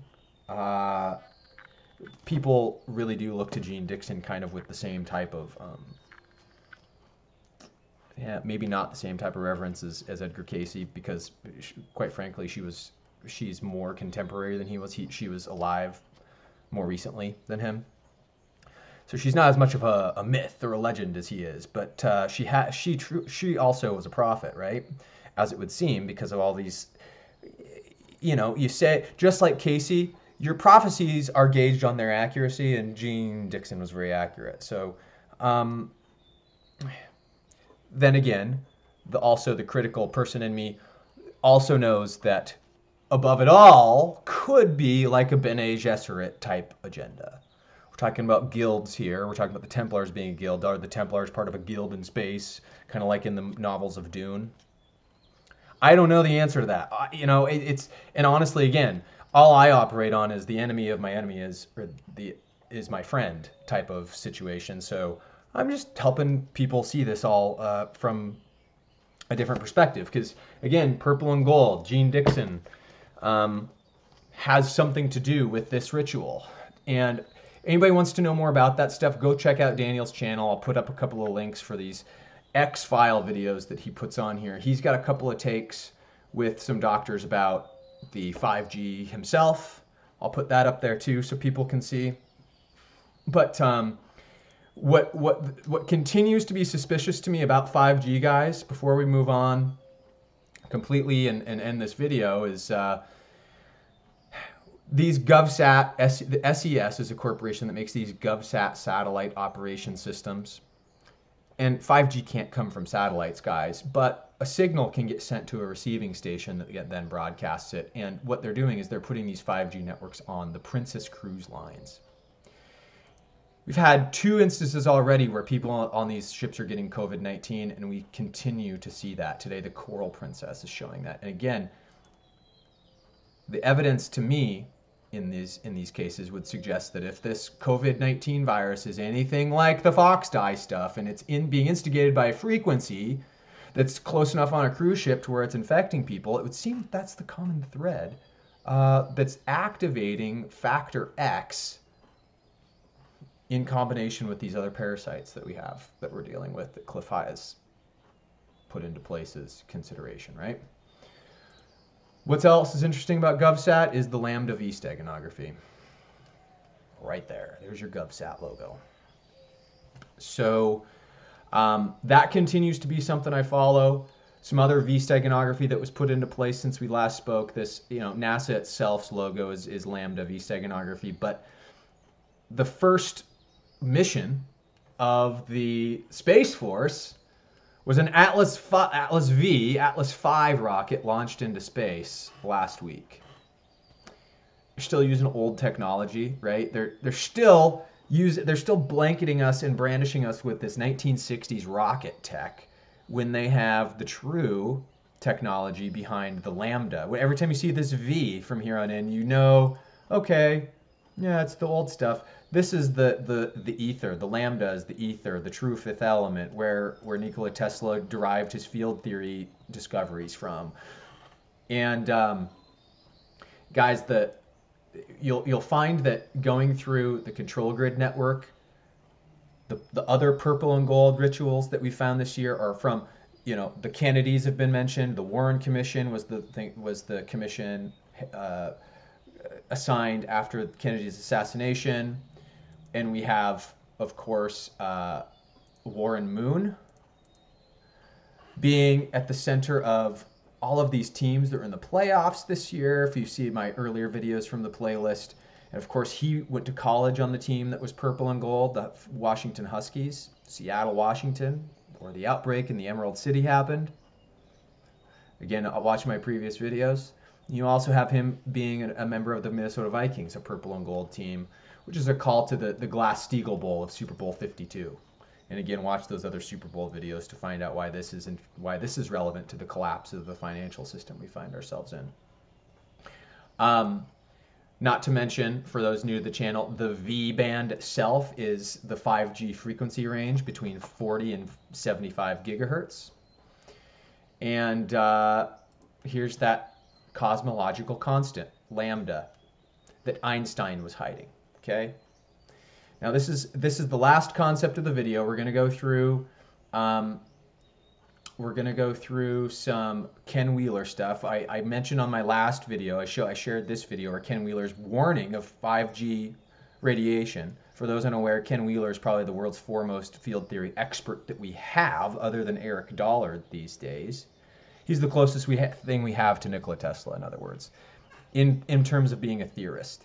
We don't have an inventor to the degree that we have Nikola Tesla, but he understands field theory as good as anybody. Wrote a book called Uncovering the Missing Secrets of Magnetism. But here's the connection back to Trump, guys. He's now, a couple of days ago, as of April 1st, talking about Nikola Tesla being intentionally discredited by our U.S. government. And I'll just, after his passing, I'll let him talk here. Here's the fact, too. This is not a conspiracy. John G. Trump, who is the uncle of the current president, Donald Trump, was the person that was actually sent by the government. And John G. Trump was part of the Office of Alien Affairs. It's not literally about aliens. It's about collecting dogs. So anyway, John G. Trump, after Nikola Tesla died, stole Tesla's work. Someone asked me, well, how could you steal it if Tesla's dead? Because it was part of an estate that Tesla actually had given to others and also to relatives to distribute out. There are countless trunks and journals, and there's a record, and it was FBI declassified, and it's 65 pages long. If you ask me for it, I'll send you the link. Showing the exact names of the people that were present. Specifically, it was under the heading, under the auspices of John G. Trump, who went there to seize all of Nikola Tesla's papers, and they even brought in a safe cracker because Nikola Tesla had a safe there, and they cracked open a safe and took apparently his most important journals. So anyway, no matter what you think of Tesla, his last 10 years of his life were very genius author, lots of lectures showing his mind was just as sharp as a razor. And one of the things that any government will do, if they're smart, is that to dismiss somebody, you'll paint them as a kook or you know, a fool, and that's exactly what John G. Trump did. And I've actually got notes, and I've not seen any YouTube video or any website talk about this, and I'll give you the exact words of John G. Trump, who was the uncle. You can actually find like a 2-hour-long interview of John G. Trump, who died, and I believe in 2007 or 2000, somewhere right around there. An interview with John G. Trump. And I'll actually talk about that 65-page declassified FBI document in another video. But anyway, this is John G. Trump trying to dismiss Tesla as a crackpot and a loon. You know, despite the fact that he had, you know, more inventions and patents than God, and, you know, his mind was just perpetually pouring out information. This is what Trump said, Tesla's thoughts and efforts during the last past 15 years were primarily of a speculative, philosophical, and somewhat self-promotional character, but did not include, this is total BS, did not include new, sound, and workable principles or methods for realizing such results. So, as you guys can see, the whole through line we've gone through on this channel even more is the whole Donald Trump, John G. Trump, Anonymous, Lambda, Nikola Tesla through line, right? We'll just go down to this picture that I like of Donald Trump, Darth Trump. He's redeemable. I just don't know what side he's on, right? He's clearly part of the Masons because he's Scottish blood on his mom's side. But is he really now bringing out what John G. Trump kept suppressed for so long, right? By the way, the Lambda steganography is based truly, guys, in these numbers. This is why V matters, because the upside down pentagram is this shape at 36 degrees. And this is what they're using for the Space Force. Remember the Lambda, front and center in Space Force, etheric steganography. I just want to, and here's all that Hermetic, Hermes, V, Valentine's Day, Cupid, and Valentine's Day, V Day. You guys seeing my drift with the V and the Q stuff? It's anybody who is coming to this new. I hope you have kind of a newfound freedom with your mind. Anyway, on to what John G. Trump actually said in those documents, because Ken did post the video, and here's what John G. Trump said in the documents. And this is a 2-page document, and it's end up being signed, of course, written by John G. Trump, who's the uncle of Donald J. Trump, current president of the United States. And this is where he downplays Nikola Tesla's countless files. And it's really quite hilarious. Note that it's dated 1943, and the important part is highlighted in the red He says, it is the result of this examination, it is only considered opinion that there exist among it people's papers and possessions, no scientific notes, descriptions, or hitherto unresolved methods of devices or actually separations, blah, blah, blah. He's basically saying there's nothing new that we don't already know ourselves in terms of understanding field theory and such. It's just complete and utter horse crap.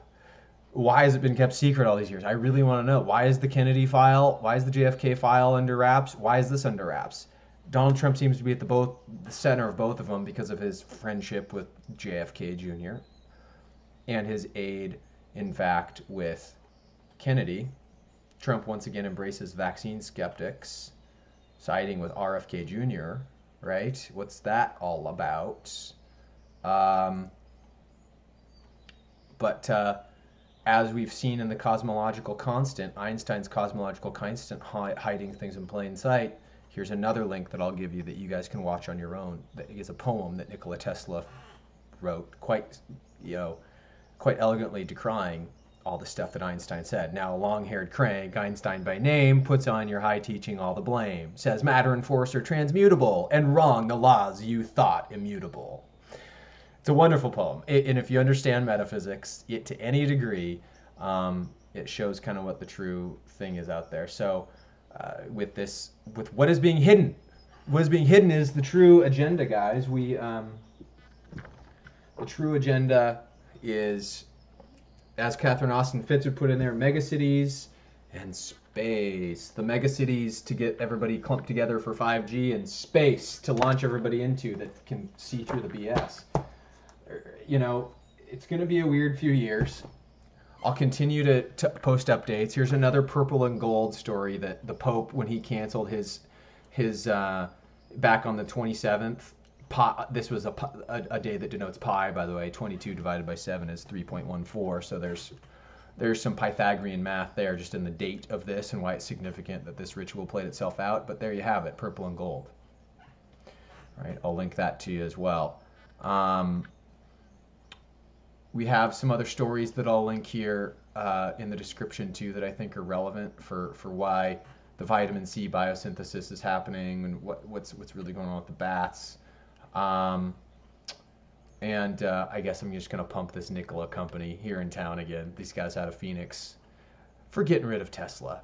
Go Nikola, get out of the Tesla paradigm with Elon Musk, guys, and support this company instead, I guess is my plug. Another plug I'll make here at the end of the video, my girlfriend Allison Anchor just posted a new video here yesterday called A Time of Isolation, Loneliness versus Aloneness. She's, of course, the one that is Kiyotsugi in this flyer, and I definitely recommend you guys check her channel out as well. But hopefully that has been it's a mouthful enough for you guys to digest. Remember the 5th of November, as the V for Vendetta parable would say, and remember the gunpowder plot. It's when the Jesuits came in, snuck themselves into the equation, and they are the foxes, guys. They are, to my estimation, the foxes that are under control ultimately of this freaking dude. Somewhere in orbit, I don't know. Some sort of alien contingent, guys, is what I ponder on. So be wary of 5G. In the meantime, it may cause these things to be activating because of the frequencies that it generates. I don't know. There's what an antenna looks like, just so you guys can do with them as you will. Godspeed to y'all. I love you. Be safe. Have an awesome rest of your weekend. And again, welcome to all the new subscribers. It's good to have you on board. Talk to you guys soon.